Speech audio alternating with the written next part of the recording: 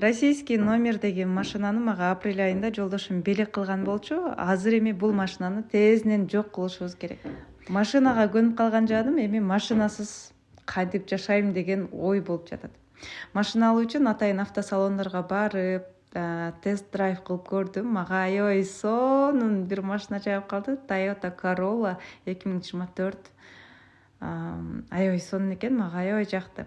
Бирок бул машинаны алууга менин каражатым жетишсиз. Ошондуктан мен акчаларымды туура колдонуп, туура бөлүштүрүп, топтоп, ал эми бул машинага жумшай турган акчаны жөн эле сейфке салып топтой бербестен алтынга салып топтоп жатам.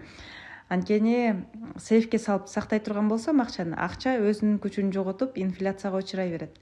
Ал эми алтынга салып топтой турган болсом, менин топтоп жаткан акчаларым жөн турбастан көбөйүп турат. Андан сырткары Американын фондулук биржасындагы акцияларга салып кое турган болсом, ал жакта даже 1000 сом, 2000 сом, 500 сом, 5000 сом, 10 000 сом акчам болсо дагы акцияларды алып койсом, ал жакта дагы менин салып койгон акчам дагы көбөйүп турат. Андан сырткары компаниялар мага мен иштебесем дагы дивиденд төлөп турат. Ошондуктан мен акчаларымды жөн эле топтой бербестен, мен иштебесем дагы мага акча алып келип турушу үчүн компанияларга инвестиция кылып коюп жатам. Ал эми кыска мөөнөткө инвестиция кылам десеңиздер, анда Американын фондулук биржасын сунуштайм. Эгерде узак мөөнөткө инвестиция кылам десеңиздер, Кыргызстандын фондулук биржасын сунуштаймын.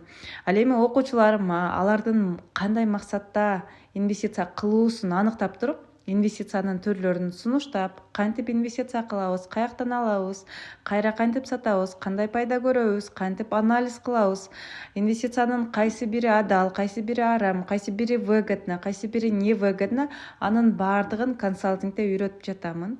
Сиз да консалтингге катышып акчаңызды көбөйтүүнү кааласаңыз, комментарийге плюс белгисин калтырыңыз.